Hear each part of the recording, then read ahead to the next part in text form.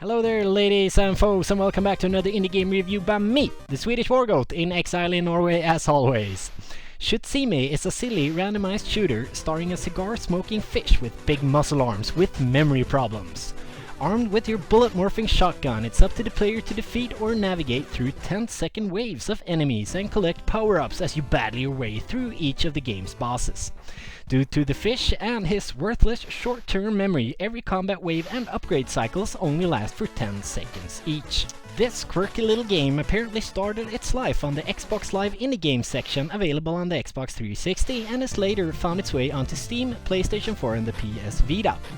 I have been playing the Steam version, which was released onto Steam on the 25th of August in 2015 with a price tag of $5. The gameplay is your standard and generic shmup, except for the recently mentioned 10-second waves where you shoot down enemies, and in this game the enemies are, as you see, very silly, even though I enjoy looking at and slaughtering sharks with disco eyeglasses on.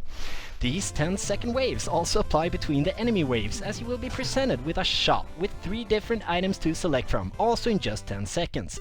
Some of them have good effects, while others have bad.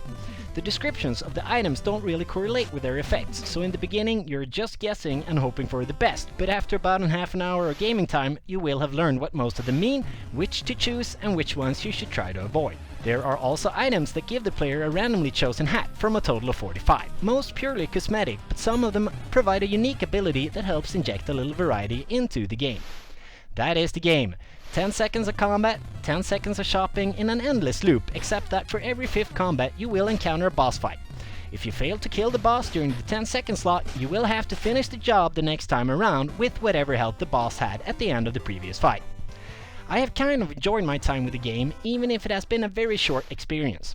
If you enjoy randomized shmups, you might like this one, but don't expect to have fun for more than a total of like 2 hours or something like that, as this game suffers heavily from a lack of content. There's just not enough of anything to keep it interesting for a longer period of time. Enemy variety is extremely low, and well, I enjoyed this game for about 90 minutes, but for $5 it's just way too empty. The score ends up on 5 out of 10. I have an extra Steam key for this game. All you gotta do to have a chance to get the free key is to like the video, subscribe to the channel, and leave a comment that you want the game, and well, it might be yours.